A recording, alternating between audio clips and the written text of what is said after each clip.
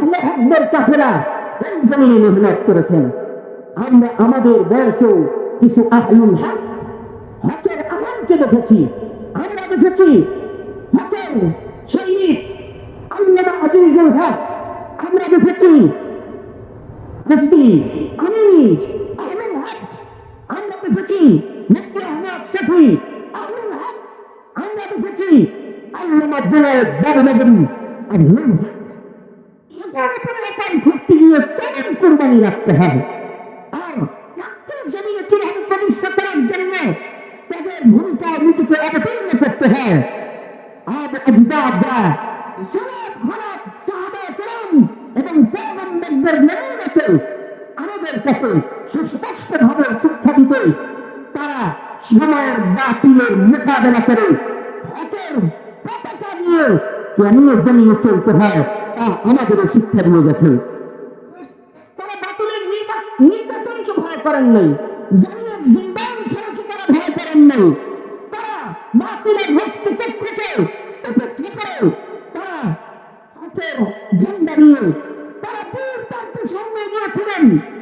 তারা নির্যাতন ভোগ করেছেন, জুলুম অত্যাচার সহ্য করেছেন, জীবনের শেষ সন্ধিক্ষণে শাহাদাতের পেয়ালাকে টেনে খেয়েছেন, কিন্তু বাতিলের সাথে আপোষ করেন নাই।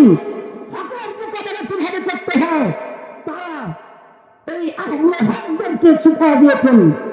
সেই আহলুল হক আকাবের বুজুর্গদের সন্তানেরা, রুহানি সন্তানেরা আল আমিন সংস্থার হকের পরিচয় করে দেন এই মহতী সম্মেলনে, মহতী সম্মেলনে উপস্থিত হয়েছেন।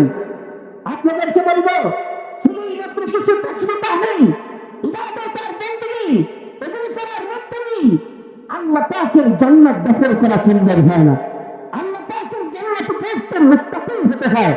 যে মুত্তাকি যার জন্য আল্লাহ পাক জান্নাত বানিয়েছেন তার হৃদয়ে শুধুই মাত্র এক আল্লাহর ভয় থাকতে হয়।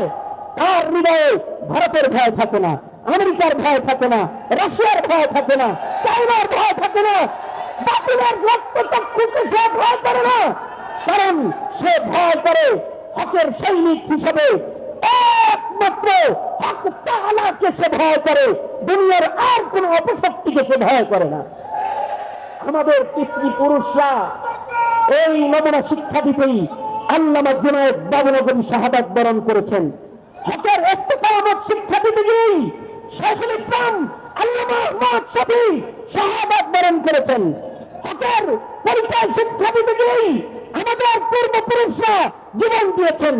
বাতিলকে কেমনে তাড়াইতে হয়, যদিও সেটা ইংরেজ বেনিয়াদের ভয়ঙ্কর রূপে বাতিলের আগমন হয়, কেমনে বাতিল তাড়িয়ে হক প্রতিষ্ঠা করতে হয়।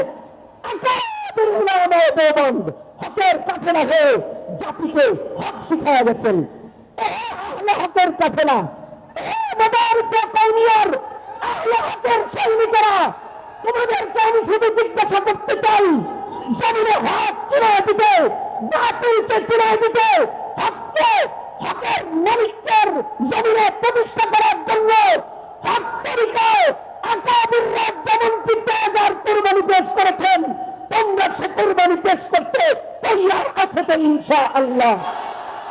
হকের পথ অন্তকাকীর্ণ পথ, হকের পথ রক্ত ঝরা পথ, হকের পথ নিজের দেহকে মুসলা বলে শাহাদাতের পেয়ালা চুম্বন করার পথ, হকের পথ হিজরতের মাধ্যমে দেশ ত্যাগ করে হকের পতাকাকে আগলে রাখার একমাত্র পথ আহলে হকদের পথ।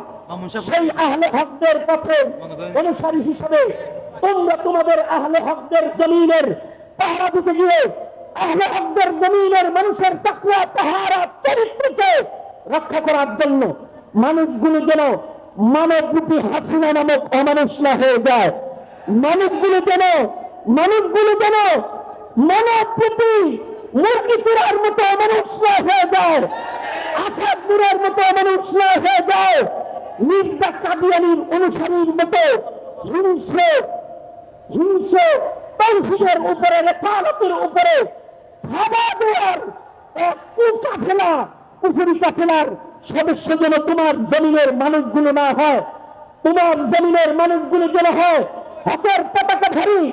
এই জমিনে হকের পতাকাকে উত্তীর্ণ করতে তোমাদেরকেও যদি শাহাদাত বরণ করতে হয়, তোমাদেরকেও যদি তাসবিয়ার জায়নামাজ মসজিদ থেকে উঠে হাতে নিয়ে যদি রাজপথে দাঁড়িয়ে যেতে হয়, এই হকের কাফেলা প্রস্তুত আছে তো ইনশাআল্লাহ।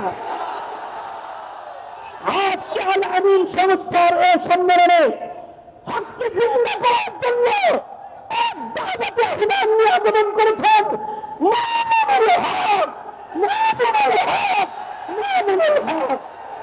মামুনুল হকের সাথে হককে কায়েম করার কাফেলায় তোমাদের সকলকে আহ্বান জানাতেই আমার এখনকার বসা। এহে আমার তালেবান ইলমে নবুওয়াত, এহে হকের সৈনিকরা, মামুনুল হক হক নিয়ে সামনে এগিয়ে গেলে তোমরা মামুনুল হক হক প্রতিষ্ঠার সেনাপতি হিসাবে সামনে দাঁড়িয়ে তোমরা কি তার পেছনে যোগ্য সেনাপতির পেছনে যোগ্য সৈনিক হয়ে কাফন করে বাংলার মাটি ইসলাম মুক্ত করতে, কাবিয়ানি মুক্ত করতে, ফেসিবাদ মুক্ত করতে লড়াইয়ের ময়দানে ঝাঁপায় করতে রাজি আছে তো ইনশাআল্লাহ।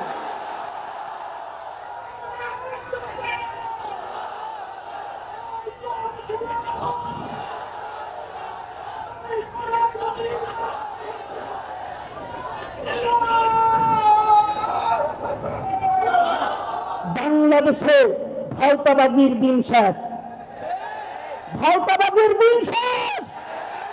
কোরআন সুন্নাহর বাংলাদেশ করতে আমরা দাঁড়িয়ে গেলাম ইনশাআল্লাহ, ইনশাআল্লাহ।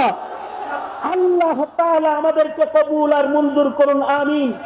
আল আমিন সংস্থার ঐতিহ্যবাহী সম্মেলনকে আল্লাহ তাআলা কবুল মঞ্জুর করুক, আমাদের হাজিরকে কবুল করুক। চরিত্র গঠনে আমাদের ভূমিকা, হক প্রতিষ্ঠায় আমাদের মুত্তাকির ভূমিকায় আমাদেরকে অবতীর্ণ হওয়ার তৌফিক আল্লাহ দান করুন, আমিন।